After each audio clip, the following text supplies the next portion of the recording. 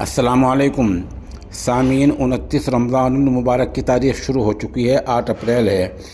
خبر کا عنوان ہے ہائی کورٹ نے مہرولی کی منہدم شدہ مسجد کی جگہ پر عید کی نماز پڑھنے کی بھی اجازت نہیں دی ہے۔ آپ کو پتہ ہی ہے، کچھ دن پہلے مہرولی میں پولیس نے اور انتظامیہ نے 600 سال پرانی مسجد کو اور مدرسے کو ڈھا دیا تھا۔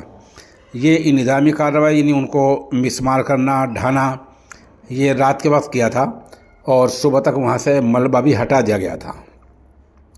اسی جگہ کو لے کر پہلے اہل اسلام نے رمضان میں عبادت کی اجازت چاہی تھی، ہائی کورٹ نے منع کر دیا تھا۔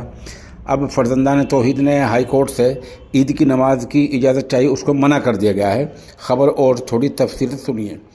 دہلی ہائی کورٹ نے مہرولی میں منہدم شدہ اخوندجی مسجد والی جگہ پر رمضان کے مہینے اور عید کے دوران نماز ادا کرنے کی اجازت دینے سے انکار کر دیا ہے۔ وہیں دہلی ہائی کورٹ ایک دوسری عرضی پر اب 7 مئی کو معاملے کی سنوائی کرے گا۔ اس عرضی میں منتظمہ کمیٹی، مدرسہ بحر العلوم اور قبرستان کمیٹی نے اپیل دائر کی تھی، جس میں دہلی ہائی کورٹ کے سنگل بینچ کے آدیش کو چنوتی دی گئی تھی۔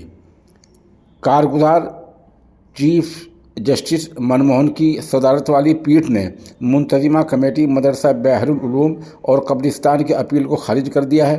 اس عرضی میں کہا گیا تھا کہ رمضان اور عید کی نماز کے لیے لوگوں کو مسجد میں داخل ہونے کی اجازت دی جائے۔